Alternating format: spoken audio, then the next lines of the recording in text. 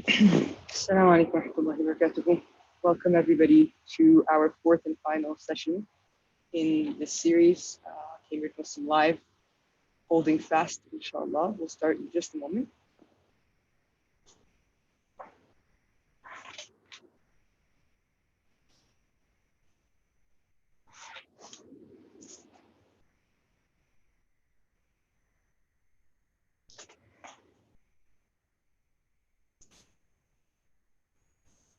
Bismillah, walhamdulillah, wassalatu wassalamu ala rasulillah, wa ala alihi wa sahbihi wa man wala. Allahumma allimna min ilmika ma tarda bihi anna, wa la tu'akhidhna bima ta'lamuhu minna. اللهم يا حليم حققنا بخلق الحلم وحققنا بحقائق العلم سبحانك لا علم لنا إلا ما علمتنا إنك أنت العليم الحكيم ولا حول ولا قوة إلا بالله العلي العظيم ولا حول ولا قوة إلا بالله العلي العظيم. Okay, welcome back everybody. I'm really excited to be with you today. Excited but sad that we'll be ending with our final session today, inshallah. So let's begin as we normally do with a quick review of what we did last week and in the past few weeks.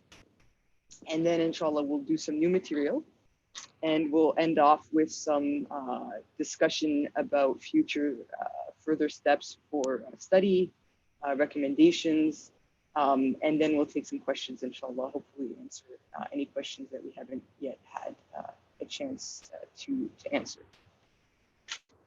So let's just get our slides here. Okay. So the title for today's talk is Why Jurists Disagree. So last week we started by talking a little bit about some of the reasons why jurists disagree. And today we'll finish up and we'll continue with that theme, inshallah. So a quick recap. In the last session, we talked about, we finished the discussion of why weak texts, weak ahadith are sometimes relied upon. We talked about three reasons for that: corroboration, attestation, and if they fall under a general principle within the religion, they're not very weak and they're used to encourage good deeds. And then we started looking at, well, how are authentic ahadiths applied, right? And particularly in the realm of Islamic law. We could do the same thing in the realm of theology. How do we understand hadiths that are authentic in terms of our theological beliefs and understandings? And we could also do the same in terms of our understanding of Islamic ethics, in terms of spirituality, in terms of social relations and dealings within the family, within the community, and so on. So this is something, it's a methodology and it's a set of principles that are then applied across various sciences and to look at texts that have to do and that pertain to various facets of life. And then we started looking at this question, okay, so all of the hadith are authenticated by the scholars of hadith, they're passed on to the jurists. Okay, well, why are the jurists disagreeing in how they apply the hadith or how they determine the sunnah, right? Because we said there's this division of labor between the muhaddithin, the hadith scholars who authenticate the hadith, and then the jurists who determine what is actually normative, what is actually the embodied in the regular, the exemplary practice of the Prophet Muhammad. So let's continue with that question, focusing again on this aspect, this science, this field of application of al-amal bil-hadith, not just tasheeh al-hadith. And as we've seen this diagram many times now, that there's a distinction between the authentication and the application. And we've seen this quote as well many times from Imam al-Shafi'i, that the muhaddithin are the pharmacists and the scholars, the jurists, are the physicians who then apply the medication that the pharmacists produce. And then we talked about how this diagram we've been looking at of consensus, where there's just one circle of a conclusion concerning what the sunnah represents, that's the case if there's consensus, but usually and oftentimes there's disagreement on the details of how to apply and operationalize the basis that might be in consensus. And we'll see that again today. So often we'll have multiple circles determining where exactly the sunnah falls. We talked about what are some of the reasons generally in the very, broad generalizations of why the schools and the jurists within the various schools, why they differ. We talked about different criteria for authentication of hadith in general, as well as particular instances, particular texts that some scholars would consider authentic, others would not. We talked about the differences among them concerning what sources are actually taken into account when determining what the Sunnah is, like the Madinese, the school of Imam Malik, taking into account the practice of the people of Medina, which is not taken into account by other schools. And then we talked about how the way between seemingly contradictory or conflicting proofs in various ways, and we looked at that in a bit more detail. And then we talked about principles for linguistic interpretation, which takes up a very large part of the study of usul al-fiqh, of legal methodology. When you study a text in legal methodology, at least a third of it will just look at, well, how are these words used in the Quran, used in the hadith, how are they interpreted in the Arabic language? So when God says, when God uses general terms like, Ya ayyuhalladhina amanu, O you who believe, or men, man sama minkum, that men, those who, right? Alladina, those, right? So who's included in those? Who's exempted from it? How does the language actually work? How do general proofs apply? And then how are they specified by more specific proofs that might exclude people or that might change the ruling for aspects of or elements of that general group, right? For like a subgroup of the general group that's addressed in another verse or another hadith, right? So the linguistic principles are really important, which is why the study has to take place in Arabic, because revelation takes place in Arabic, right? So we learn the Arabic language, and then from there we learn the language, specific language, and the methods of revelation. Then we talked about, generally speaking, where is the relative emphasis in the processes and in the methods of legal reasoning between, to the right, a more literalist or textualist approach that gives priority and gives precedence to the texts of the Quran and the Sunnah whenever possible, and the more, literal or the more evidence, the zahir meaning of the texts, rather than interpreting them using ta'weed and interpretation as a more kind of rational method of interpretation. And then to the left is these more rationalist methods and proofs, and we'll see some examples of that as well as giving priority to embodied early communal practice of the companions and of the students in the communities that grew up around the companions in Medina and in the early community in Kufa. And then we said, as a generalization, that we would map the legal schools along these lines, the Zahiri school being literalist school, the Hanbalis being a very textualist, hadith-oriented school, the Shafi'is also giving priority to a kind of hadith-centric paradigm, that if the Prophet Muhammad ﷺ said something, that should be given priority, even if we only have a single Sahabi who reports it. And then the Malikis and the Hanafis giving priority also to these other things like communal practice, like rational proofs, and so on. And then kind of modern day Salafism is very close to more of a Zahiri, sometimes inspired by more of a Hanbali methodology, but it's very much about, well, if the Prophet said this, we're going to take it literally whenever possible, and focusing really on the texts while discounting these other proofs that are equally probative and equally legitimate and valid in the process of legal reasoning. And then finally, the last thing is we talked about how do we harmonize seemingly conflicting or contradictory evidence. We looked at an example where we could have a change in the ruling, where there was originally a ruling, for example, concerning cupping, and then later on that ruling changed. Or we would harmonize the proofs, we would bring them together, interpret them in light of one another, or we would establish preponderance, meaning we would give priority to one proof over another, and then the proof that's given priority then determines how the other proofs are going to be understood and interpreted, because that's the stronger proof. So it's going to kind of guide that process of interpretation. Then we looked at an example of cupping. So the question is, does cupping, does hijama break the fast? We looked at several ahadith, the first by Shaddad, reported by Shaddad, that the two break their fast, both the cupper and the kapi. if you don't mind me using that term, they both break their fast. And then we have a quote unquote contradictory or conflicting report where the Prophet Muhammad ﷺ received cupping. So if it breaks a fast, how could he receive cupping while fasting?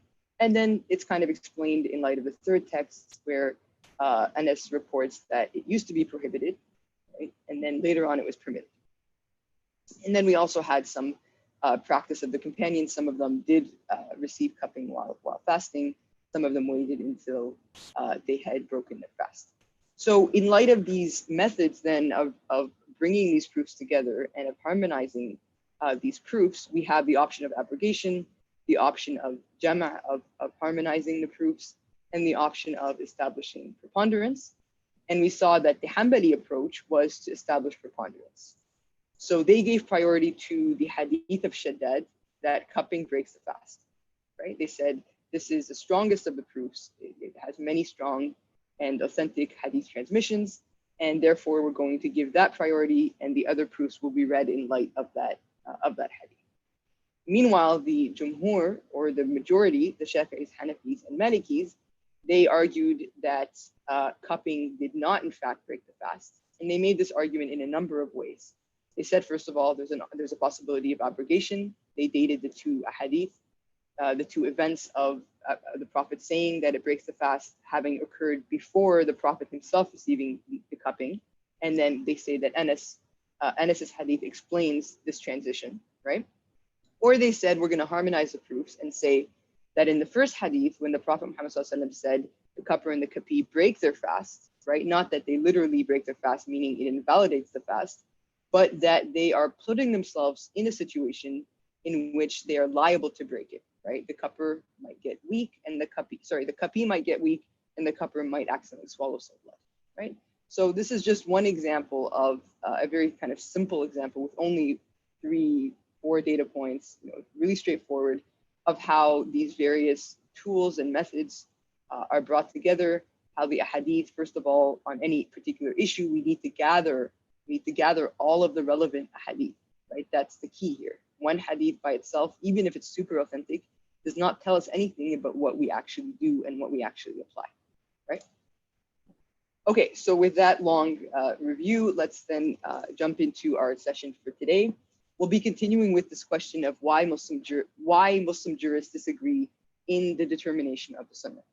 We'll do 2 quick case studies. One is on deliberately breaking the fast. What is the outcome of that? And then we'll look at the accidental or forgetful breaking of the fast. What is the ruling for the individual who accidentally or forgetfully breaks the fast? And then we'll end with course takeaways, further study, and some questions and answers, inshallah. So let's start then with this case study of what is the ruling for a person who deliberately breaks the fast, meaning they intentionally, consciously decide that they are going to break their fast. So on one level, there's a consensus that the person who breaks the fast has to make that day up, okay? At the very least, they have to make that day up. And also an issue or a point of consensus is that if the person broke the fast by sexual intercourse, okay, they must also pay an expiation, a kafara. So what is that consensus based on? It's based on this hadith that is reported, you'll see at the bottom in 7 of the major collections, Bukhari, Muslim, the 6 Sahih collections, as well as Imam Ahmad and Malik's collection. Okay, so there's many different recensions or riwayat. Okay, so I'm going to use the term recension for riwayah, meaning different versions of the hadith, essentially, right? And each of these different versions is going to give us a different nuance. But let's look at the base text. I'm going to use this as a base text in Sahih Muslim. So the hadith is narrated by Abu Hurairah. He reports that a person came to the Prophet Muhammad sallallahu alaihi wasallam, and he said, "Halaktu ya Rasulullah, O Messenger of God, I am ruined." And so the Prophet Muhammad sallallahu alaihi wasallam said, "What has brought your ruin? What has brought about your ruin?"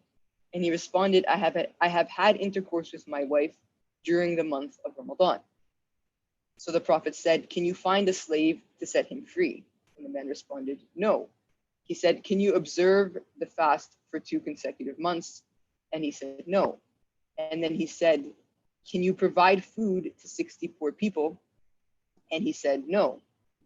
He then sat down, and the hadith says, ثُمَّ جَلَسَ. So I'm not sure who sat down. I'm assuming it's the Prophet Muhammad sallallahu alaihi wasallam, but if you check a commentary on the hadith, I'm sure it would explain. They both sat down, and the Prophet Muhammad sallallahu alaihi wasallam, actually, most likely the Prophet Muhammad sallallahu alaihi wasallam sat down, because the man wouldn't be sitting while the Prophet Muhammad sallallahu alaihi wasallam is standing. So there's a cue there. So he sat down, and in the meantime, while they're sitting or while he's waiting, there was brought to the Prophet Muhammad sallallahu alaihi wasallam a basket which contained some dates. So he, the Prophet Muhammad sallallahu alaihi wasallam, said, give these dates in charity. So he had asked him, can you provide food to 64 people? He said, I can't. So then something came to the Prophet. So the Prophet gave it to the man and said, okay, you give this in charity, so that he could do this third step, the third option in the expiation of feeding the poor people. And so the man said, am I to give it to one who is poorer than I? There is no family poorer than mine between the two lava plains of Medina. The Prophet Muhammad sallallahu alaihi wasallam laughed so that his molar teeth became visible. And he said, go and give it to your family to eat. Right? So this is a really beautiful hadith with a lot of lessons in it. In Ibn Hajar's commentary on Bukhari, Fath al-Bari, I think he has like some 20 some benefits and some 20 or some lessons of this hadith. And later scholars compiled like whole volumes, like 2 volumes of 1,001 lessons just from this one hadith, right? But you know, just my favorite aspect or dimension of the hadith is just like how comfortable they were with the Prophet Muhammad sallallahu alaihi wasallam, right? So you know, they were honest. They're like, I can't fast for 2 consecutive months. I mean, the man couldn't fast the one day of Ramadan, so he's, you know, not going. He's being honest that it's beyond me. Can you provide food to 64 people? He's himself in need. He's not going to pretend as though, out of like reverence and you know, just guilt from having broken his fast, he's not going to, you know, take on this debt that he can't afford to pay back, etc. He's just like, I really can't, right? He's honest about himself and his capacity with his situation, right? But then, you know, he's giving this charity that the Prophet's saving him, right? He came, and he didn't come like nonchalantly, right? He came and say, I'm ruined. I've destroyed myself. Like, so he's aware of how serious what he did was. And yet when he's given this out to take the dates distributed, he's like, wait, I really need it, right? So again, like they're so comfortable with the Prophet and he doesn't then, you know, reject the man and tell him, you know, humiliate him further and tell him, so you're coming to me, you want an expiation and I'm giving it to you, I'm helping you do the expiation, and now you want the dates for yourself, right? So it's just really beautiful, like his response to him saying, I'm the poorest family, our family, my family's the poorest family in Medina, I should take the dates. The Prophet ﷺ says, you know, he laughs. He laughs to the extent that his molar teeth became visible, which means that he really laughed quite a bit, because that they say is when he was very happy and very joyful, that he laughed with more of an open mouth, and they could see the back of his mouth, sallallahu alaihi wasallam. So this is really just a beautiful moment and embodiment of the rahmah of the Prophet Muhammad sallallahu alaihi wasallam, of his gentleness, of his ease, and you know, his humility, and just how easygoing he was with them, sallallahu alaihi wasallam. So now flipping back to the legal import of the hadith, on the basis of this hadith, the jurists agree, consensus, that if you then break the fast through sexual intercourse, then you have to pay an expiation in addition to just making up that day. So then the question is, what if somebody deliberately breaks the fast through another means, right? Such as, most commonly, by eating or drinking. So the person consciously is aware they're fasting, but they're like, you know what, this day's too long, I'm lazy, I want to go with my friends, I want to go have dinner, I'm just going to break my fast. Is an expiation also required of them? So this is where we have a disagreement between legal schools. The Malikis and the Hanafis, they conclude that an expiation is in fact required, not just if you break the fast through sexual intercourse, but any breaking of the fast, of the obligatory fast, requires an expiation. And the Shafi'is and Hanbalis, on the other hand, argue that no expiation is required. So how do they come to these conclusions then? The Hanafis and the Malikis, they argue that an expiation is required by analogy to sexual intercourse. So they say the hadith specifies that the man, that particular event, that particular moment, that particular hadith, is a situation in which the man broke his fast through sexual intercourse. But had he broken his fast through any other means, food or drink, the Prophet Muhammad's answer would have effectively been the same, because the kind of the illah, or the operative reason for which the expiation is due, is the breaking of the fast deliberately. The way in which it's broken is completely irrelevant to whether or not expiation is due, right? And that's a very kind of rational, reasonable interpretation and argument. They also support their position with another recension, another riwayah of the hadith of Abu Hurairah, narrated in Malik's Muwatta. In that narration, okay, it simply says from Abu Hurairah, okay, so we have this chain of transmission, Malik from Ibn Shihab, from Humayd, from Abu Hurairah. And it just says that a man broke his fast in Ramadan, okay? And rajulan aftara fi Ramadan. It doesn't say why or how he broke his fast. فَأَمَرَهُ رَسُولُ اللَّهِ صَلَّى اللَّهُ عَلَيْهِ وَسَلَّمَ أَنْ يُكَفِّرَ. Okay? So a man broke his fast, we don't know why, and the Messenger of God ordered him to expiate his sin. Okay? The hadith continues by saying, to expiate his sin by manumitting a slave, or fasting 2 consecutive months, or feeding 60 needy people. And this is important because here it's not saying, can you do A? And if you can't do A, we'll go on to B. If you can't manumit a slave, then you do 2 consecutive months. And then after that, you feed 60 needy people, right? So the rest of the hadith is similar. He said, I don't have a means to manumit a slave. And then a large basket of dried dates was brought to the Prophet Muhammad ﷺ, and he said, take these and give them to the poor as charity. And then he said, Messenger of God, there is no one poorer than myself. And the Messenger of God ﷺ laughed heartily and said, so you eat, right? So now this hadith is the version that Imam Malik reports in his Muwatta, okay? And on the basis of the fact that the hadith, this recension generally says that the man broke his fast, and therefore he had to do one of these 3 things, they argue then that this hadith indicates that no matter how the fast is broken, if it's done deliberately, then an expiation is required. And they also further argue in the Maliki school that it's not that one has to do the expiation in the order of the first hadith. So it's not that you have to manumit a slave if you can, and if you can't, then you would fast 2 consecutive months. And if you can't, then you would feed 60 people, right? It's actually that you have the option, right? So it's not tartib 1, 2, 3, it's takhir. So you have the option A, B, or C. And that's the Maliki opinion on the basis of this other recension, okay?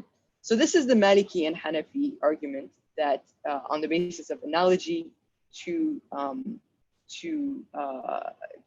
sexual intercourse and Malik's recension of Abu Hurairah's hadith, that they argue that an expiation is in fact required. Okay, now the second recension, the second opinion or position on this question is that of the Shafi'is and the Hanbalis. Okay, so they argue that no expiation is required. And they argue this on the basis of, first of all, there's no analogy, right? That qiyas here is not warranted and or not permitted depending on their usul, on their legal principles. So they argue that the hadith only tells us, right, about the person who breaks their fast through sexual intercourse, right? Not any other act of breaking the fast. And there's a number of ways you can break the fast. I'm just using eating and drinking as one example, right? But they're saying that we do not analogize, right? So the general rule, right, is that there's no expiation, you just make up the day. However, the Prophet Muhammad specified that if the fast is broken through sexual intercourse, that's an exceptional rule, that another ruling applies to that particular scenario, not to all scenarios of breaking the fast. As for Malik's version or recension of Abu Hurairah's hadith, they say, well, we know that it's a single event that all of these ahadith are describing, right? So there, as I mentioned, it's reported in 7 different collections with slight nuances here and there. And so they say that it's one event, right? There's so many similarities between what took place, that a man came, he said he broke his fast, and the Prophet gave him these three options or these 3 steps. And then a basket of dates was brought to the Prophet Muhammad ﷺ, and then he gave it to him, right? So the level of detail, they're saying it's one event. Some others, some Malikis, for instance, argue actually it's not one event. This happened twice, right?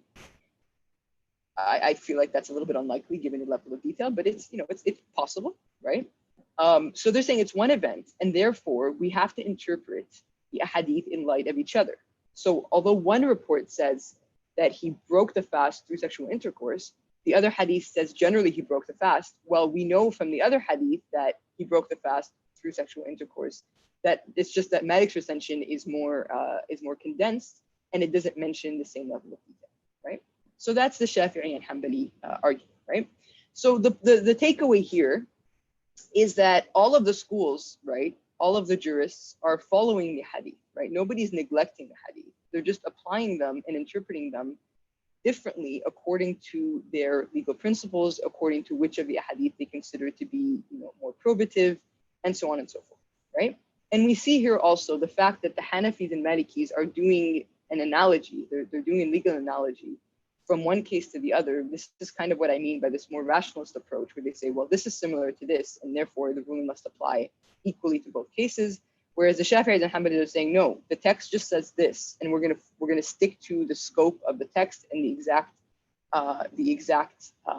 detail and the exact information that we receive from the text. We're not going to then analogize on the basis of legal reasoning, right? So that's one case study. Now looking at another case study, which is related, what happens if a person breaks their fast accidentally or forgetfully, right? So it's the same thing, whether it's accidental or forgetful, but it could happen. I just want us to know that there's a nuance here, right? Because sometimes we'll accidentally break it, meaning that we'll, for example, we'll be in the shower, right? We know we're fasting, we're fully aware we're fasting, and then we accidentally swallow some water, or we're making wudu and we accidentally, while we're aware that we're fasting. Whereas forgetfully means that we forgot we're fasting. We walk by the kitchen and we see a nice cold cup of water and we take a sip of it and we actually had forgotten that we're fasting, right? So whether it's accidental or forgetful, it's essentially the same scenario, the same rule. So if a person accidentally or forgetfully breaks his or her fast, right, is he or she required to repeat that day? Okay, do they have to repeat the day if they accidentally or forgetfully broke the fast? So the point of consensus here on this issue is that the person, okay, has to maintain the fast. They have to continue fasting that day. We don't accidentally break the fast and then say, oh, okay, well, my fast is broken, so I'm gonna have some ice cream, right? So they have to maintain the fast and continue the fast. This consensus is based on another hadith by Abu Hurairah, okay, in which he says, قال رسول الله صلى الله عليه وسلم من نسي وهو صائم فأكل أو شرب فليتم صومه فإنما أطعمه الله وسقاه. That the Prophet Muhammad sallallahu alaihi wasallam said, whoever forgets that he is fasting and eats or drinks, then he still completes his fast. فَلْيُتِمَّ صَوْمَهُ. And he still completes his fast. It is only Allah who fed him and gave him drink. Okay? So this hadith is, again, in all of the major collections and in other collections, not just the six. This particular version is in Bukhari and Muslim, and this text is explicitly from Muslim. Okay, so that's the basis of this consensus, that the person, that she continues her fast. Okay, now the question is, must she also make up that day of fasting? Okay, does she also have to make up the day of fasting, or does she just continue the fast and it's forgiven and it's overlooked that because it was an accident, right? So this is where we have another disagreement. The majority, the three schools, Shafi'i, Hanafi, and Maliki, I'm sorry, that should say Hanbali. So sorry, please take note of that. It should say Shafi'i, Hanafi, and Hanbali schools. Okay, my bad. They argue that no repetition is required. Okay, that you don't repeat the day, you just continue the fast, and that's sufficient. Meanwhile, the minority, which is the Maliki school, so the majority includes the Hanbalis, not the Malikis. Okay, the minority, the Maliki school, they say that repetition of the obligatory fast is required. Okay, so let's see why this is the case. So let's start with the majority opinion of the Shafi'is, the Hanafis, and the Hanbalis. So they focus on this hadith essentially. of Abu Hurairah. I'll give you three different versions of it because there's a slight nuance in them. In this first recension that we already saw, the Prophet says, فَلْيُتِمَّ صَوْمَهُ فَإِنَّمَا أَطْعَمَهُ اللَّهُ وَسَقَاهُ. Right? He still completes his fast. It is only Allah who fed him and gave him drink. So they argue that, well, he's being told to continue the fast. يُتِمَّ صَوْمَهُ. Right? So the fast is still intact. The fast has not been invalidated by the accidental breaking of the fast, the accidental eating, the accidental drinking, right? So the Prophet ﷺ wouldn't have said, yutimma sawmahu, right? He wouldn't have said continue the fast if the fast was in fact broken. Because not that he wouldn't have said that he has to keep fasting, like keep not eating, but the word sawm, right? They're saying it has a legal, a shari'i meaning. It's not like a general restraining of not eating, but it's the sawm of Ramadan. So they're saying sawmahu, meaning that day of the fasting of the Ramadan, right? Let him finish it, let him complete. And if it's complete, it's not invalid, right? As well as the fact that the Prophet Muhammad ﷺ is attributing the mistaken eating and drinking to God, right? He's saying only Allah fed him and gave him drink. So it's not his fault, right? It's not saying, he forgot or it's okay, God has forgiven his mistake. It's even more lenient than that. He's saying God gave him to eat and drink. The person didn't mean to, he didn't do it consciously. So he's forgiven. There's no need for the making up of the fast. There's no sin upon him. There's no repetition required, and he's attributing that slip to Allah subhanahu wa ta'ala. Okay? And the majority are saying this hadith is not only talking about eating or drinking, accidentally breaking the fast through eating or drinking, but any other way in which the fast is broken, whether it's sexual intercourse, whether it's any other, depending on what school you're in, other things will also break the fast, putting something in your ear, for example, or into anything entering into the body cavity, right? If that's done accidentally, forgetfully, then it passes back. Another recension of the hadith tells us that a man came to the Prophet Muhammad ﷺ and he said, I ate and I drank while fasting, right? So it's not a general statement by the Prophet Muhammad ﷺ in a teaching context, but it's actually a real scenario in which a man came to the Prophet and he said, I ate and I drank nasiyan, right? I ate and I drank while fasting forgetfully, right? And I'm sorry here, I forgot to mention that in the translation, right? But I ate and I drank forgetfully while fasting. Forgetfully is key here, right? Because it's not the same scenario as the other man who did it deliberately, who had sexual intercourse with his wife deliberately, but here it was done forgetfully, okay? And the Prophet Muhammad ﷺ responded, Allahu at'amaka wa saqak, that Allah has fed you and given you drink, right? And here he doesn't mention فَلْيُتِمَّ صَوْمَكَ. He doesn't tell him continue your fast. He just says God gave you to eat and drink. So it's the same event, right? Most likely, almost certainly. Now, a third recension of the hadith deliberately says that there is no makeup and there's no expiation. So from Abu Hurairah as well, through a different narrator from Abu Hurairah, he says that the Prophet Muhammad said, "Man aftara fi Ramadan nasiyan fala qada alayhi wa la kafara." That if a man or if a person, if a fasting person eats forgetfully in Ramadan, there is no makeup upon him. There's no repetition of the day, and there is no expiation. So this hadith explicitly, okay, tells us that there's no makeup.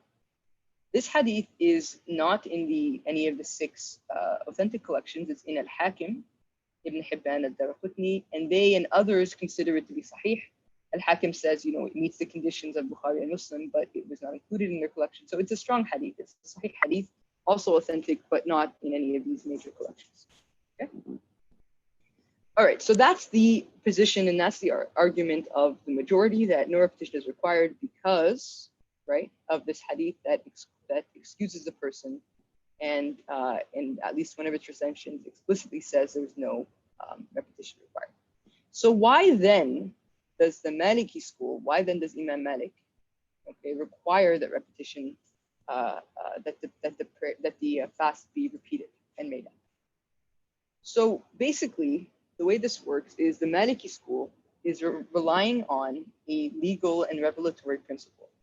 And the principle is that if something, okay, a rule or a principle or a kind of pattern of reasoning is attested to by, countless verses of the Quran, by other legal rulings to which we would analogize, and or caution in religion, okay, it's given priority over a solitary report, an ahad report.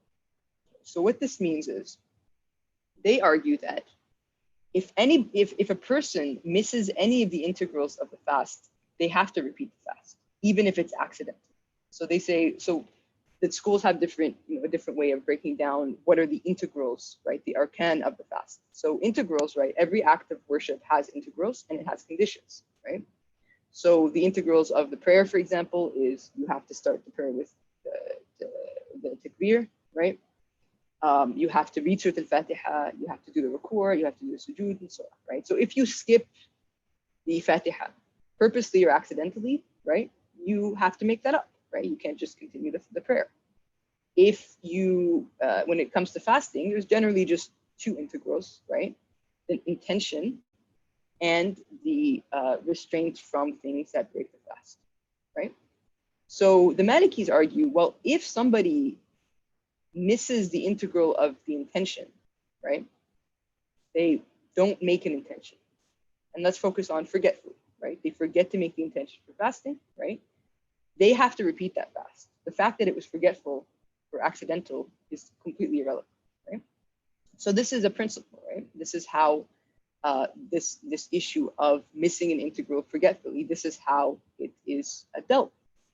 But more than that, even, they say that if you miss any integral in any of the obligations, you have to repeat that act, right? So like I gave the example of the prayer, if you miss the Fatiha, you miss one of the sajdas, right? You only do one sujood, you have to make that up, right? And they also say that the fact that you continue the act doesn't necessarily mean that you don't have to repeat it, okay? And they say, now they analogize to another case, right? That if a person is in Hajj or in Umrah and they're in Ihram and they break the Ihram through sexual intercourse, okay, it invalidates the Hajj or the Umrah. However, they still have to complete all of the manasik, all of the rituals of the Hajj and the Umrah, even though it's invalid and they have to redo it, right? But they still have to continue it, right?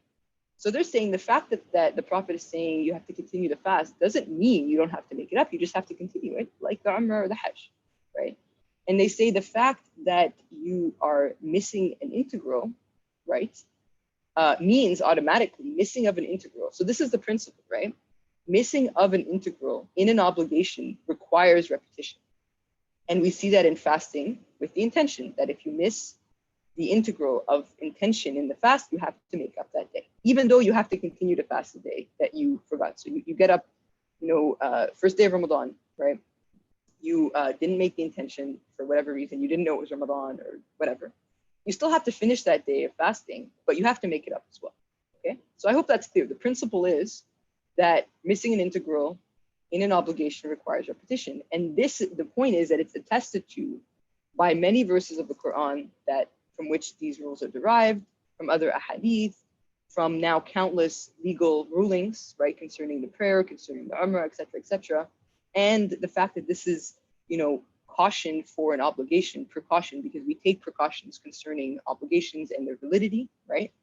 So all of these things considered, right, they're going to take priority over a solitary report, because this hadith is ahad, right? It's not mutawatir for sure, and it's not also there aren't multiple transmissions from multiple sahabis, because there's other categories of not mutawatir, it's not ahad, it's mustafid or mashhur, and I didn't introduce this because it's just an extra level of detail.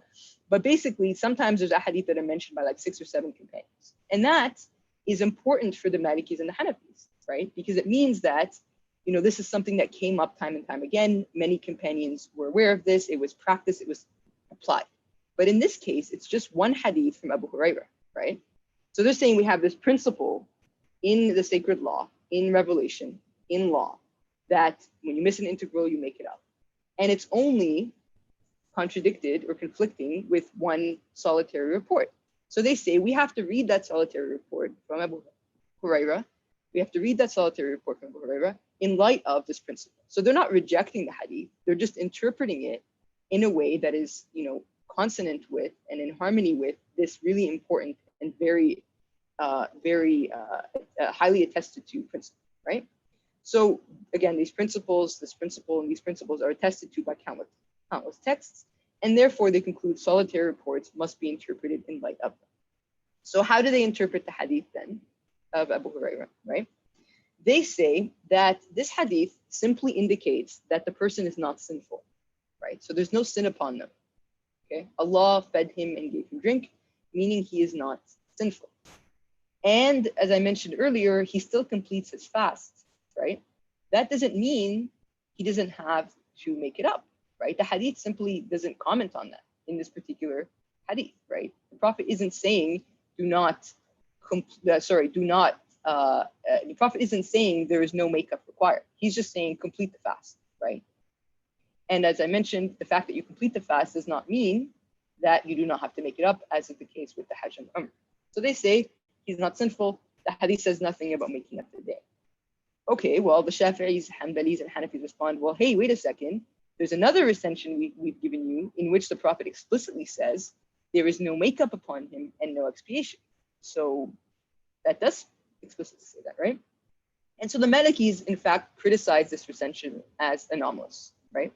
So remember, if we go back to the principles for a Sahih Hadith, we said there's 5 conditions.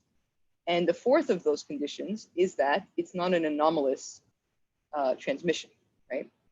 So in this case, as I mentioned, this hadith is mentioned in many, many collections, right? This is the only recension in which this is explicitly stated, that no makeup upon him and no expiation.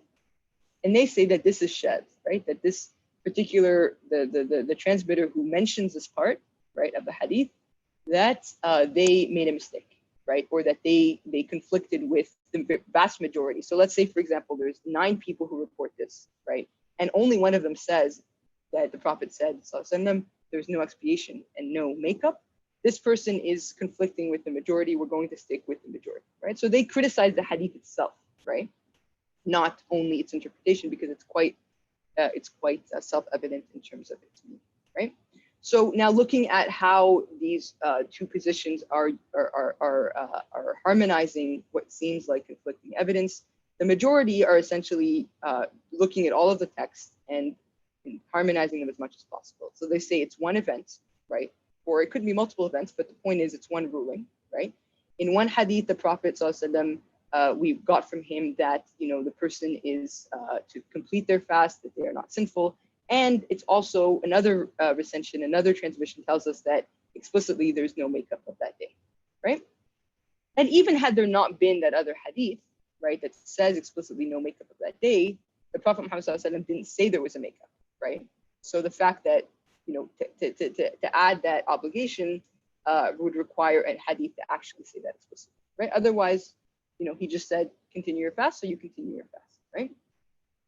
The Malikis, on the other hand, they're weighing between the proofs, right?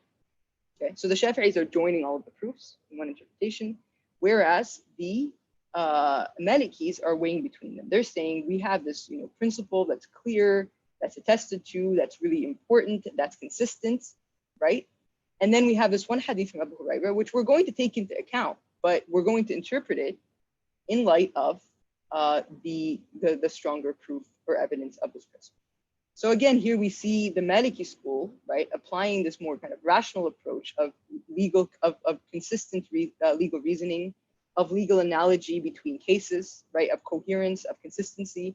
Whereas the other schools in this case are saying, no, we have a specific report. It has these various transmissions. We're going to apply the hadith as closely as we can, right? And the fact that it might not appear to be consistent with these other rulings is irrelevant, right? Because in ibadat, kind of another principle is that there is no qiyas in ibadah, right? There's no analogy, there's no legal analogy in acts of worship, right? Because we just, it's something that is mawquf, something that is based essentially on what God and His Prophet tell us. So, we follow sam'an wa ta'an, whatever they tell us, we follow, right? So that then brings an end to our course, in fact, and to our session for today. And before turning now to some questions, I want to just summarize for you in six or seven points what the takeaways are from this course. Because, in as much as we kind of dive a little bit deeply into these case studies and, there's quite a bit of detail in them, I don't want us to lose the forest for the trees, right? So for today's lecture, right, we focused on the work of the jurist in interpretation and application. But before that, we started with the hadith, right, the sciences of hadith and the work of the scholars of hadith. So one of the main points that I want us to take away from this class, right, is that, and I'm sounding like a broken record, I know, that the hadith is a single anecdote, a single event, whereas the sunnah is what represents the normative precedent of the Prophet Muhammad ﷺ. And there's a distinction here, right? So when we hear one hadith, it doesn't mean we know what the Prophet Muhammad ﷺ, what he normally did, what he wants us to do in a particular situation. We don't know that yet. We need all of the hadith to be gathered, and for the scholars and the specialists in that particular field and science and area to then tell us how we aggregate and synthesize and understand the sunnah from all of the relevant data points. We talked about kind of a primer on the sciences of hadith, how we can categorize them by definitiveness into mutawatir, massively transmitted, and ahad, solitary. And then if it's something is not massively transmitted, right, if there's less than 10, 20, depending on the methodology, transmissions of it, then it's further categorized by authenticity, right? How likely did the Prophet Muhammad ﷺ say something, right, into sahih, authentic, hasan, sound, da'if, weak, and mawdu', fabricated. So how likely is this ascribed to the Prophet Muhammad ﷺ? That's the only question that hadith scholars are answering. And in answering that question, they have 5 conditions for grading a hadith sahih, which we looked at, and you have the slides for that. If any one condition is missing, the hadith is weak, and it would be considered hasan if it meets all of the sahih conditions except for the third, if there's lightness and transmitter accuracy. And then fourth, again, the main, and I put stars around this, is that the authenticity of a hadith, the fact that it's sahih, does not tell us how it is applied. It just tells us that it's very likely that the Prophet Muhammad ﷺ said something, okay, or did something, or approved of something. It does not tell us what we do with that hadith in terms of application, okay? Then another kind of major point here is this division of labor between the muhaddith, between the scholar of hadith, the specialist of hadith, and the jurist, that the muhaddith is concerned with the authenticity of the attribution of the hadith, and that's the purview of the muhaddith. Whereas the application of the hadith and the determination of the sunnah is the purview of the jurist, and that's what we focused on in the second half, right? How do we apply these legal ahadith? But it's also the purview of the theologian, right? So ahadith that have to do with God's attributes, the afterlife, the nature of faith, etc., those are also subject to this very similar methodology of gathering and aggregating all of the relevant ahadith, verses from the Quran, other types of proofs, and then understanding them, in that larger, broader analysis. So the theologian does that for a hadith having to do with theology, and then the ethicists, the scholars that are concerned with the character development, the character of the Prophet Muhammad ﷺ, his spiritual and ethical embodiment, and how we cultivate that. They will do the same with the ahadith having to do with ethics and practice and religious practice and cultivation, right? So each of these specialized fields will take the ahadith that are relevant to them and then figure out the proper understanding and application of them. Then we talked about weak ahadith, right?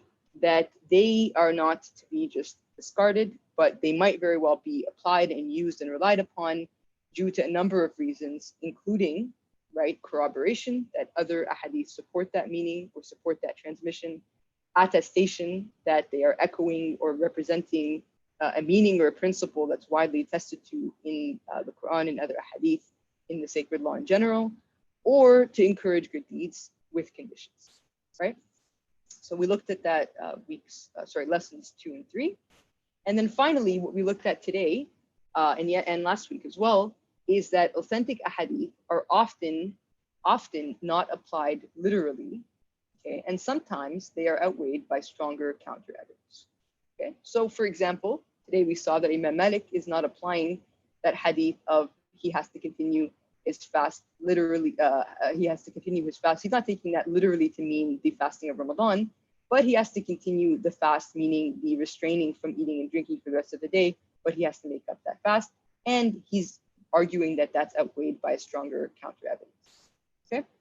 And so we see that jurists may disagree on a hadith application on the basis of their methodology and their principles, but the fact is they always take the hadith into consideration, right? And so our conclusion or our assumption, right, when we read a hadith that seems to quote unquote conflict with the position of one of the legal schools should not be, right, why did Imam Malik contradict the hadith?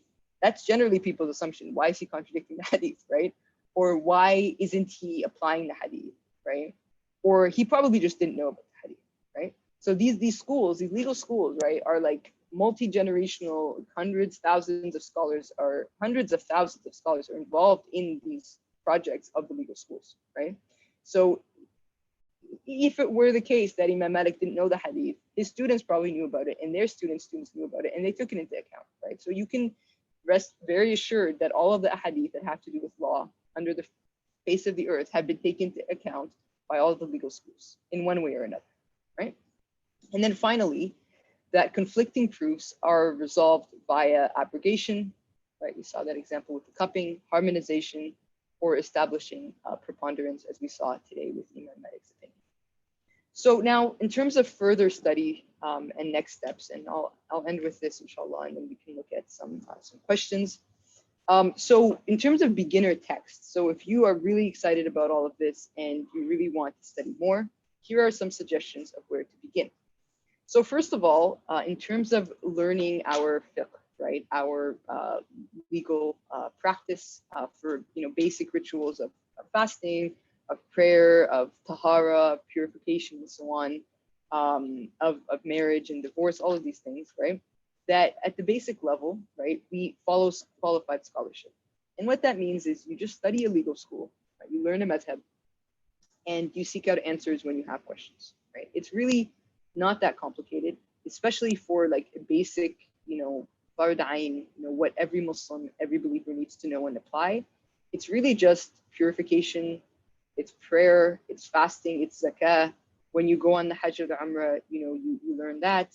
If you're involved in any type of financial, dealings, you want to know the basics of having a bank account, credit cards, mortgages, etc., right? Whatever pertains to you. You want to get married, you are married, you need to know the basic obligations, duties, and so on. Just at a basic level to make sure that your prayers are valid, that they're sound.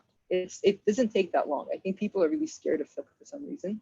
Actually, I understand. I used to be scared of fiqh too. But you study legal school, and then if you need something in your school is not jiving, it's difficult, it's impossible, it's hard, whatever. Then you seek an opinion, and you get an exemption from the legal school. But at least you have a baseline foundation for your practice. So you're not always second guessing. Am I doing the purification right? Is my fasting valid, etc.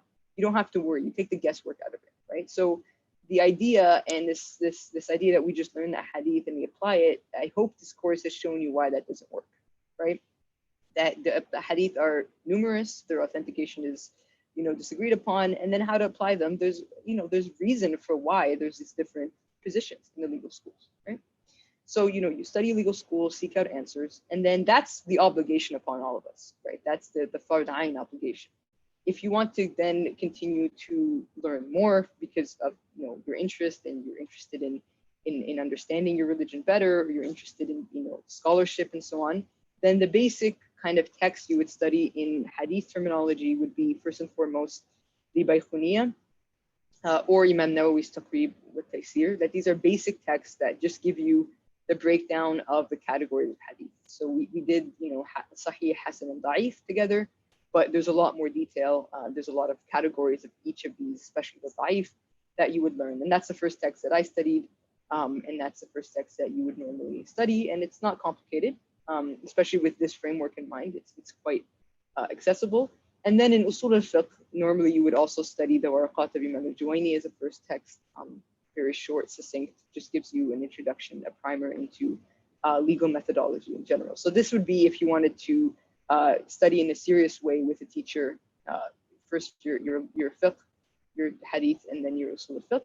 And then in terms of book recommendations, and I've mentioned some of these before, but I'll give them to you here together. For reading on hadith, I recommended Jonathan Brown's book. I forgot what MZ stands for. Sheikh Muhammad Zubair Siddiqi's book, Hadith Literature, published by ITS, Islamic Text Foundation. Muhammad Hashim Kamari's A Textbook of Hadith Studies. They're all very similar. They give you just an introduction to kind of different books of hadith, different categories of hadith, a little bit about the history of hadith. They're good. I mean, they're solid studies, but the problem is a lot of the stuff really needs to be taught, and especially with the questions people have in mind, and also with applications. So books are important and useful, but I would recommend studying some of these books in conjunction with taking a class on these topics. And then on legal methodology, similarly, Jonathan Brown's not misinterpreting Muhammad, misquoting Muhammad, I believe is the title. And then Muhammad Hashim Kamari's Principles of Islamic Jurisprudence, also just introducing you to different sources for law, how the legal schools rely on them, different principles for interpretation, and so on. But again, it's really something that should be studied, not through a book only, but through a teacher. And then finally, last but not least, the most important thing is really to cultivate a relationship with the Prophet Muhammad sallallahu alaihi wasallam. And what I mean by that is we get to know the Prophet by being exposed to the Prophet, right, and to his sunnah, right? That's how we get this taste and this sense of who he was. That's how we attach to him. That's how we start to try to mold our characters to his character, right? So if we only hear, this is the problem, right? If we only hear about the Prophet when people are sharing with us problematic ahadith that they don't understand, and they're like, the Prophet actually say this? How could the Prophet say this? Why did the Prophet say this? If that's our only contact to the Prophet, right, that's not really making for a very healthy relationship. And it's also, the point is, it's not representative of the Prophet Muhammad sallallahu or of his sunnah, right? So that's why it's important to get to know the Prophet first and foremost, because we want to increase our love for him and our following of him inwardly and outwardly. But we can't do any of that if we don't even know who he is, and we can't trust him if we don't really know who he is. So that the only time we hear about him again is this hadith that the Prophet said this about women, or he said this about, well, what how could he say that, right? You need to have a baseline for who he actually is, in light of which to interpret these other hadith, right? So in terms of the Shama'il and the Sirah, that would be the best place to start, not just reading hadith, in the book of hadith, but to read the Shama'il is a description of the Prophet Muhammad sallallahu alaihi wasallam, right? His outward form and his inward disposition, right? His akhlaq. So a good place to start there would be Dr. Abdul Hakim Murad's course on the CMC platform. So here's a plug for that. On the Sirah, I think released last year. I myself have made a note to watch that and listen to it. I had planned to do that, but haven't yet. So I'm waiting for Rabi' al-Awwal to roll around, inshallah, and I'll do that then. The best biography of the Prophet Muhammad is that by Martin Lings, entitled Muhammad. And then another good book on the Shama'il, the description of the Prophet, would be Our Master Muhammad by Abdullah Sirajuddin. It's 2 volumes, very nice, light read. And also the Shama'il of Imam at-Tirmidhi has been translated twice now, which is, again, just Portrait of the Prophet. One of the translations is called Portrait of the Prophet, and the other one, I don't know what it's entitled, but you can look that up, Imam Tirmidhi's Shama'il. And then also to, have a regular or semi-regular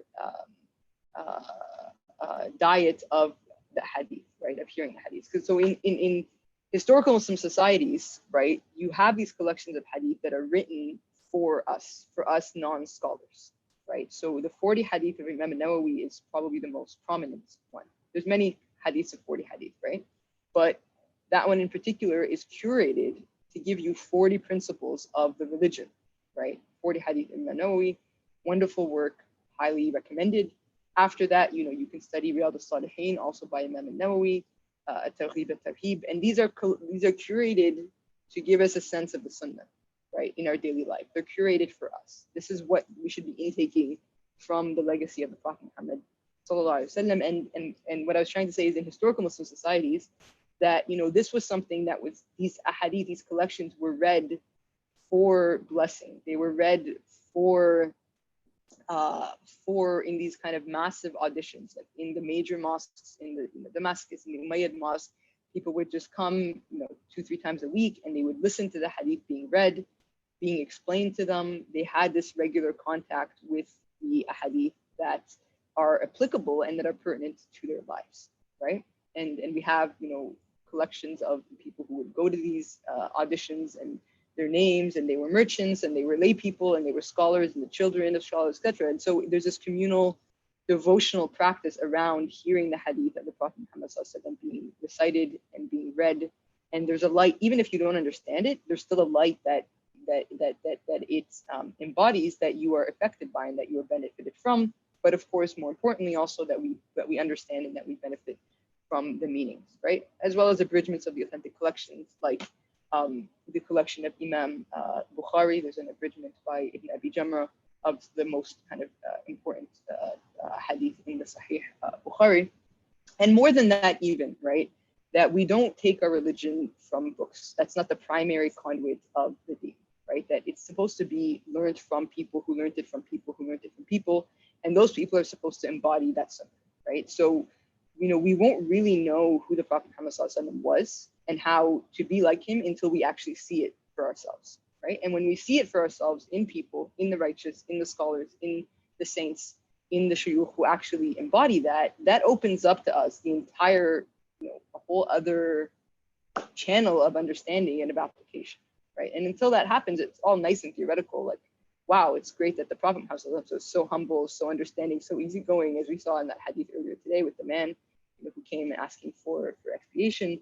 But it's just, well, that was the Prophet, and this, what am I supposed to do? I live in the 21st century. Everything's crazy, and all the scholars, mashallah, many of them are just not really living up to the teachings. So what's expected of me, right? So when you connect with people who truly embody the Sunnah, inwardly and outwardly, right, that gives you another, I think, for me at least, it gives you the clearest understanding of what the Sunnah of the Prophet Muhammad ﷺ is, beyond just piecemeal, understandings from books or from a hadith and so on. So that's where I'll end today, inshallah. And then we can turn to some questions.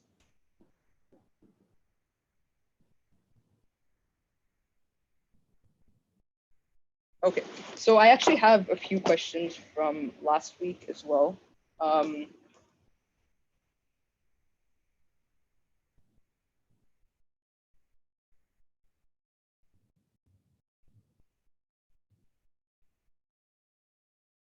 Okay, a lot of really good questions.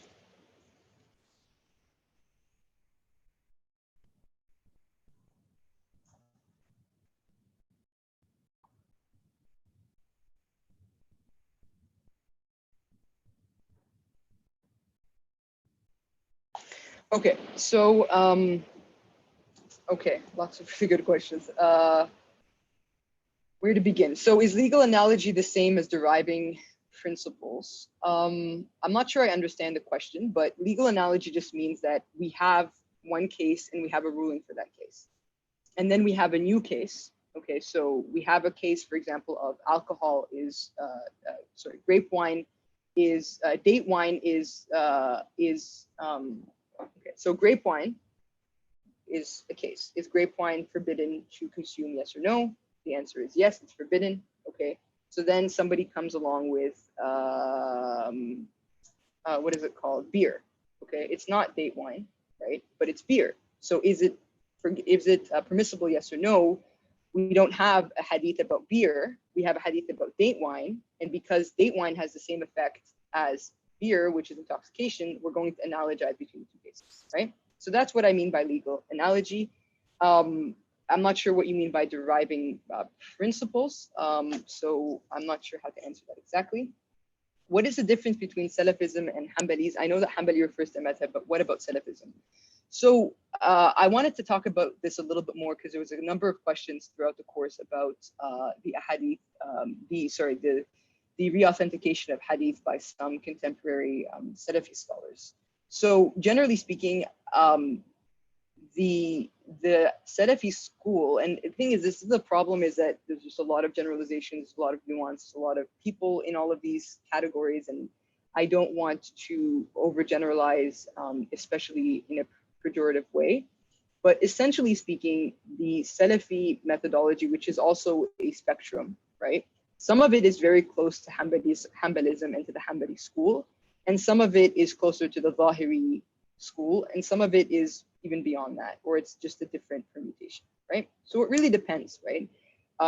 If you're a Hanbali, then you're following the school of Imam Ahmad ibn Hanbal. There's there's a whole tradition of Hanbali fiqh, of Hanbali understandings of hadith, and so on and so forth. And there's, that's always been an accepted Sunday school, right? Salafism tends to generally reject the legal schools in general, and instead direct people to go back to the Quran and the Sunnah and to apply them. So that's assuming that very premise is assuming that, right, the legal schools were not going back to the Quran and Sunnah and applying them, but they are. So all the legal schools are in their best faith effort trying to apply the Quran and the Sunnah as best they can. And so, as we've seen, each of the one ahadith, like in one particular text, one particular issue, there's a number of hadith, there's a number of ways of understanding them, there's a number of ways of understanding them in conjunction with one another. So the idea of go back to the Quran and the hadith, here's a hadith, it's sahih, apply it, right? This, unfortunately, it's just, to me, it's ridiculous that this has become, for many Muslims, the default. Like, well, what's the hadith about this? What did the Prophet say about this? But the Quran says X, but the Quran says Y, right? That you can't just you can't just have this unmediated interpretation of the Quran and the Hadith, because it's impossible. It's quite literally impossible and kind of ridiculous. And it's like it makes like light of the efforts of hundreds of thousands of scholars of our ummah that have been doing exactly that, of interpreting and applying the Hadith and the Sunnah. So that's the thing. Now, as for this movement of re-authentication of the Hadith, it's not something I pay much attention to at all, nor have any of my teachers, right? So, you'll see people who say, Albani has, turned this hadith, or he has re-authenticated this hadith. It used to be da'if, he said it sahih. It used to be sahih, he said it da'if. If you actually look into the cases, first of all, there's a problem of qualification oftentimes in many of these circles, that they, this whole, specialization of what it means to have the skill set to do authentication of hadith is circumvented, more or less, and it becomes this kind of like, well, I'm just going to read the books and figure it out for myself, right? So generally speaking, I don't pay any attention to it. For me, the authentication of people like Ibn Hajar and others is a lot more worthwhile, and it's not something that I pay much attention to, nor would I recommend that you do. As for following a legal school, so essentially, if you're not following a legal school, what are you doing instead? That's the main question. So this is what, historically, Muslims have always been associated with one of the legal schools. They learn it, they practice it. And then some of them, there's a range. Some people will say, well, I'm going to learn a legal school, but if my legal school is in a minority position, like the Malikis on this issue of breaking the fast, they might decide, right, to stick with the majority on that particular issue, right? And especially if they are themselves, scholars of some qualification, right? They might also decide that, well, on this particular issue, and there have been, jurists within the Maliki school, for instance, on a particular issue, they're Maliki, but on a particular issue, they will stick with the other school. That's rare, but it happens as well. But as far as we're concerned, right, you learn a legal school, and then if one particular situation or ruling in your school is hard to apply, then you can get a fatwa for yourself, or you can get a ruling from another legal school for that particular situation, and that's easy, right? But at least you have a baseline, because otherwise, what are we doing, right? Like, so most of us are probably sticking with what we were taught by our parents. So then what were our parents taught, depending what part of the world they come from, they might be, vaguely Hanafi or Shafi'i or something like that, right? But oftentimes, unfortunately, our parents themselves might not be sure about their own practice, right? So especially for us as Muslims in the West, or as, Muslims growing up, even in the East nowadays, it's just important to make sure that you have your fiqh, your basic salah, tahara, fasting, etc., from a valid madhab. And then there was a question about, there was a question last week also about whether the hadith and the sunnah is divided into categories of like before prophecy, before prophethood, and after prophethood. So that's not really the case, because there are some, there's not really a lot of hadith statements from the Prophet Muhammad ﷺ or actions before prophethood.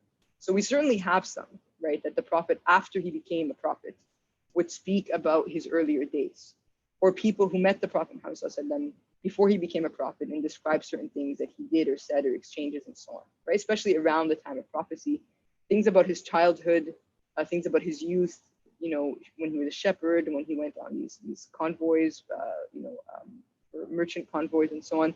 So he reports that, but the reports are usually taught after he became a prophet, after people became Muslim, then they're believers, and then they're taking account and recording, memorizing what he said about his life before he was a prophet. There was also a question last week about how scholars deal with, I'm going to read here, how do scholars deal with misogynist hadith or hadith which go against scientific evidence?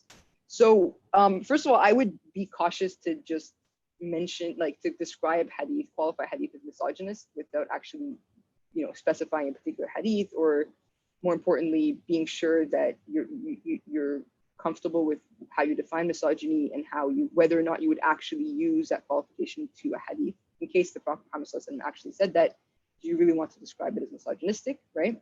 And then that goes against scientific evidence as well, right? So this, some of these principles we've learned today and in these past sessions, the point is to give you an understanding of how we would understand any hadith under the sun. So whether it's about dog ownership, as another question is asking, or a hadith about women, there's a series of a hadith that many people are troubled by or asking about. In order to understand them, you would need to do something very similar to what we've done with the fasting hadith, right? You would need, first of all, to collect all of the chains of transmission of the hadith, right? That are going to give you different nuances and aspects and dimensions of understanding into the hadith, right? So, a great example is the hadith of women, naqisat aql wa din, that women are quote unquote deficient in intellect or intellection and in religion, right? So that's the only part of that hadith we usually hear, that tiny little piece, but the hadith itself is several lines long. It's a big paragraph, right? And there's like 4 or 5 different transmissions of it that tell us a lot more about the context, what else was said, what the women, how they responded, what they asked, what they did after the fact when they went home. Like, there's all these different nuances, right, of the one hadith, the one event.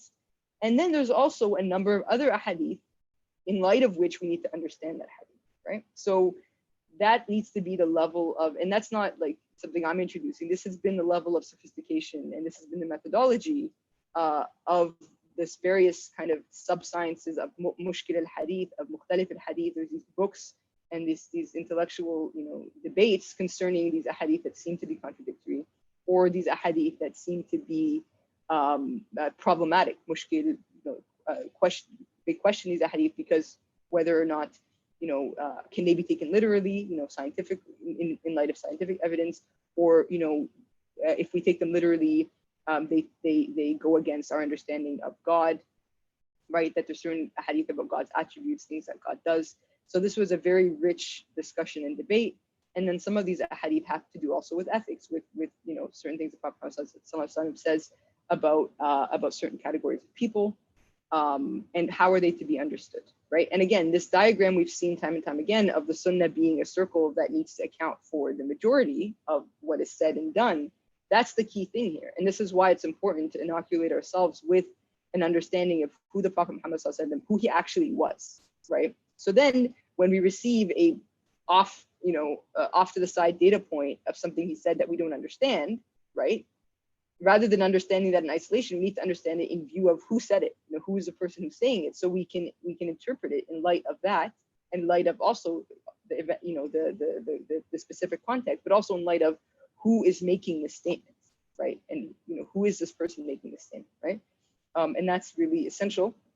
And inshallah, I hope that in the future we'll have more courses that look at more of these ahadith that are considered problematic, or people have questions about, some of which have been asked about, others I know are in people's minds as well. Maybe just take one or two more questions. When a madhab differs with the majority on a ruling, like Maliki preferring following principle over one-time hadith report, are they usually lenient in their implementation of it? To be honest, it really depends. Generally speaking, like it depends on the scenario. So in something like the Maliki position where they're saying you have to make up the day, that's not going to be an area of leniency, because they're also arguing that for precaution of the fast, it's something that's obligatory that might have invalidated the fast. It's not just like a sunnah that you could do or you can't do. However, let's say, for example, a legal school has something that some schools consider to be recommended, others consider to be obligatory, right? So let's see, an example. I believe in the Hanbali school, I'm not sure of this, but I believe that when you start your purification of wudu, you have to say Bismillah ar-Rahman ar-Rahim, okay? So, or let me give another example. In the tashahhud, in the prayer, okay, when you do the tahiyyatu lillahi wa salatu wa tayyibat, between, at the end of 2 cycles, or between, in the middle of the 4 cycles, at the end of the 2, you have to do the tashahhud, right? So in the Shafi'i school, that first tashahhud is not technically considered an integral, meaning it doesn't invalidate the prayer if you miss it, okay? But in other schools, like the Hanbali school, if you miss that, it's an integral, therefore the prayer is invalid, or it has to be made up. So on an issue like that, the Shafi'is would actually strongly recommend that you do the tashahhud at the end of the 2 rak'ahs, even if it's not strictly obligatory in the sense that it invalidates the prayer if you miss it. And so in that sense, they would be lenient, quote unquote, in the sense that they actually would recommend that you do what's more precautionary, which is not to miss something that other schools consider to be obligatory, right? So generally speaking, I would say that if it's something that the school does not consider you having to do, it's not integral, it's not an obligation, it's not a condition, but other schools consider you have to do it, they'll strongly recommend that you do it, okay? However, if it's something that they consider you have to do, they will not be lenient about it because other schools don't consider you have to do it, because it's an obligation. So it really depends on the ranking of the evaluation of the act. Is it obligatory, or is it recommended, or is it just merely permissible? If it's merely permissible, then obviously there's more leniency there.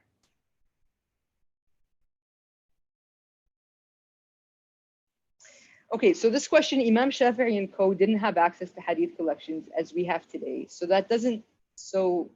doesn't that mean their madhabs are obsolete now? We can make a new one because we have hadith in well-compiled form, right? So that's absolutely the opposite of everything I've been trying to teach, okay? So first of all, Imam Shafi'i and co didn't have access to hadith collections. Yes, they had access to hadith collections, okay? They themselves, in all, if not almost all the cases, the 4 imams were themselves scholars of hadith, okay? The fact that we have them compiled now in books does not give us any more understanding of them than they did. In fact, they had a lot more understanding of them because they themselves were specialists in hadith, okay? That's number 1. Number 2, right, the imams themselves, okay, the schools that we attribute and ascribe to Imam Shafi'i is not a one-man show. Okay, it's not Imam Shafi'i gave us all the rules and we're just following him. It's an entire enterprise. It's a legal school, right? So, Imam Shafi'i had students. Sometimes his students disagreed with him, sometimes on the basis of ahadith, okay? So they took into account those ahadith that either they felt like he might not have known, or they felt he didn't apply in the way that he expected, right? So, that he didn't apply in the way that they believe his principles should have dictated. Okay, so the legal school is built around the principles, the usul, the principles of reasoning, of methodology of the imams. And that school has continued until the present day with, additions for new rulings, new cases, new issues we have to deal with. We need a new ruling, right? Like biotechnology today, or, financial transactions today. But it's always been accumulating on the basis of the doctrine of the rules Imam Shafi'i already set out, and more importantly, the principles he set out that allow you to then extrapolate to new cases, right? So you're asking, well, today we have make a new one. So to make a new school, okay, so first of all, we have 4 legal schools that are still existing, that were retained. But in the era of the Imams, there were like dozens and dozens of legal schools, right, of other mujtahids, other, mujtahids that also founded their legal schools. But they didn't have students that carried on the school, carried on the doctrines and the principles, right? So those schools basically disappeared, okay? So we only had, for whatever wisdom, God's wisdom, he chose to retain these 4 schools, right? And that's been the practice of the Ummah, has been around those 4 schools. Now, if somebody was claiming in order to establish a new legal school, you'd need to establish new principles, right? And you need to have the same level of ijtihad, of scholarly capacities, as the 4 Imams. In the history of Islam, nobody's really claimed that they have the ability to, found a new legal school, right? And to set up new parameters and new methodologies, right? So the fact that we have hadith in compiled form that tells us the Prophet said something or he didn't say something, meaning sahih, da'if, does not enable us to derive legal rulings any more than any other scholar in the history of Islam who's also had those hadith compilations, right?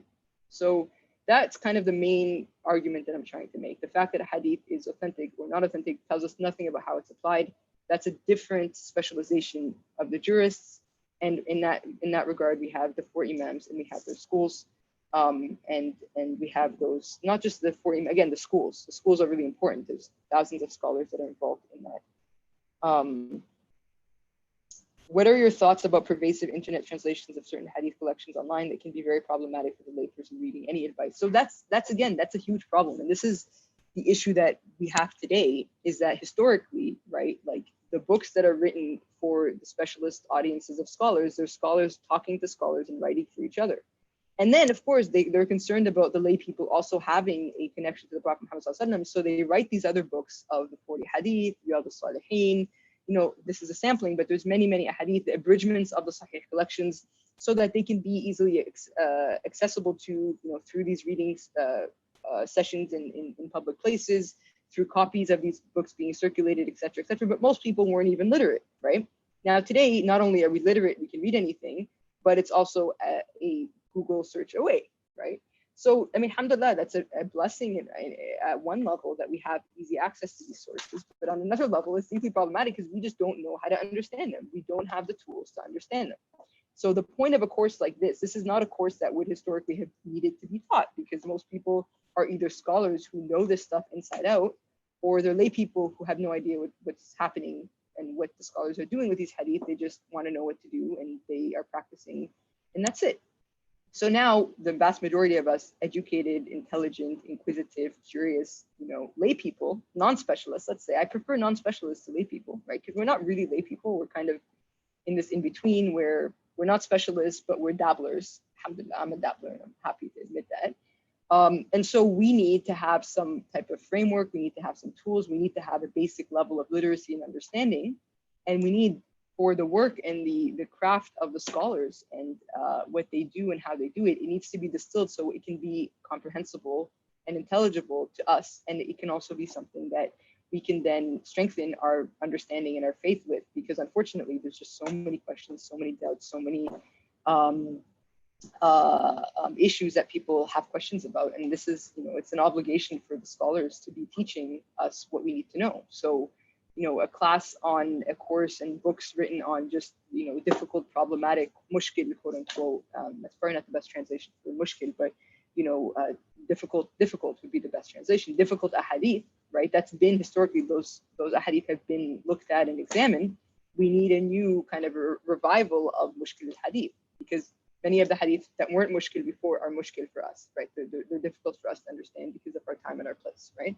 So inshallah, I hope that that's something that we continue to be able to do, and that we see more of in the future. And to be honest, it's not that many. It's not that many ahadith. Like I think on the issues of like gender, maybe there's 2 dozen, a dozen, 2 dozen, science, maybe another dozen or 2 dozen kind of cultural practices, maybe another few. I mean, there are probably even fewer than that that most people would have known about or heard about. Some of them can easily be resolved because they're just not sahih. Others need a more in-depth study. So I think that pretty much answers most of the questions that we have time for today. So we'll end here, inshallah, and thank you again, all of you, for your continued attention and interest, inshallah. And I do hope that we continue to learn more together about these topics. I think they're really important. I'm interested in any feedback you might have on the class. If there's particular ahadith that people have on their mind that they would like to see in future content development answered and addressed, I'd be interested in that as well. So you're welcome to contact me through CMC or to contact me directly, inshallah. And thank you again for your patience with me, and forgive me for all of my shortcomings. Inshallah, we'll continue to do things and to do them better every time that we do them. Thank you also to Cambridge Muslim College for hosting this series, for inviting me to teach this series. I've been, very much inspired by all of the other content that I've benefited from and enjoyed throughout the month, and I have a lot of bookmarked videos that, inshallah, will continue to sustain me in the next upcoming months, as well as the other courses on Teachable. I mentioned Dr. Murad's class on the Seerah, and there's others as well. I hope that all of you will continue to support Cambridge Muslim College as well. I know that I will. I just very, mashallah, big thanks to the team at CMC for doing such a great job hosting everything, organizing everything, and I think they are owed our gratitude, our thanks. The Prophet Muhammad tells us, "Man lam yashkur an-nas lam yashkur Allah," that he who does not thank the people does not thank God. So as much as we're grateful to Allah subhanahu wa ta'ala for, in the midst of this pandemic, this global shutdown, that we have this rope to hold on to, and we have these classes to benefit from, that we also have to thank the people who facilitated that, and that would be CMC. So continue to support them, inshallah, through your prayers and your donations and your support, inshallah, in whatever way you can. Jazakumullah khairan. Assalamu alaikum.